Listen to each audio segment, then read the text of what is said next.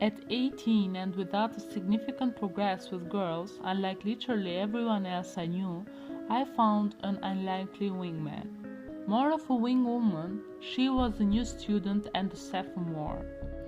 I knew her from her sister who introduced me since I was known to be a good tour guide and a person to always hang out with. Her name is W for simplicity. I didn't know, but we did make a good team together. We considered each other best friends after a month or so hanging out. And in that process, I was her wingman in getting a date for her crush who I knew. It didn't work out for long, but she appreciated the help. W was the type of friend who was younger than you and made you remember it, always teasing me for being 18 and never having a girlfriend. I wasn't shy or I couldn't talk to girls. I just had the bad habit of making my crush bring out their bad side. So I didn't bother, especially senior year.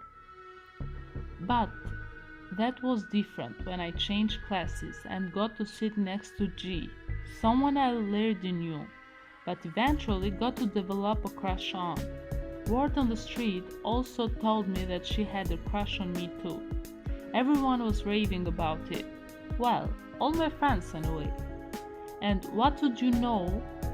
W decided to help me be my wingwoman since I helped her.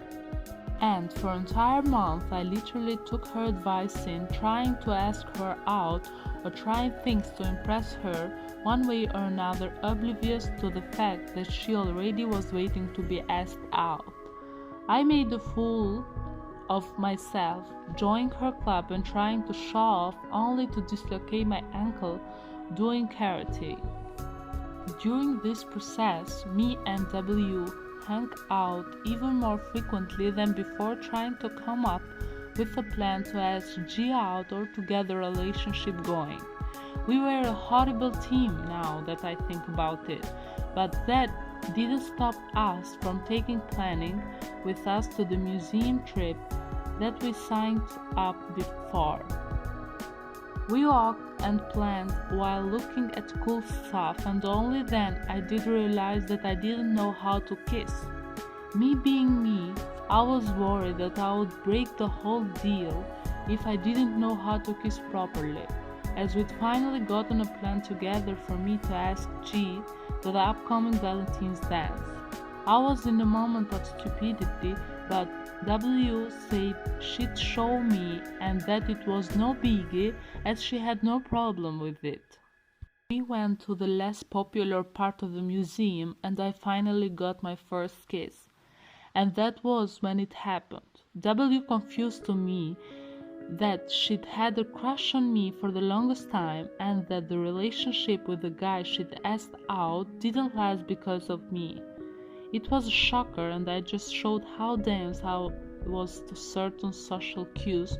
I was entirely confused and frustrated that I'd let a sophomore do that to me, and my self-esteem broke for a moment, thinking that I was pathetic enough that all I could get was a sophomore to like me.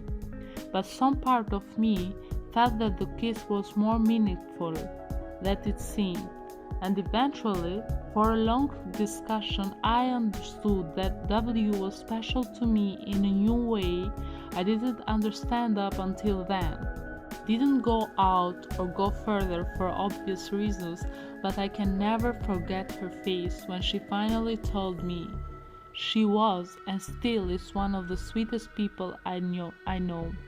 Nowadays, we aren't friends just because of life, I guess, but yet I'll take her back if she wants to.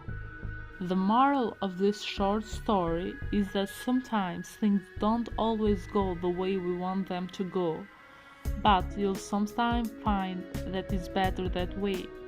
You never know where the happiness lies. I hope you enjoyed this story, and as always, don't forget to subscribe and also hit the bell to turn on notifications for other videos. Thank you.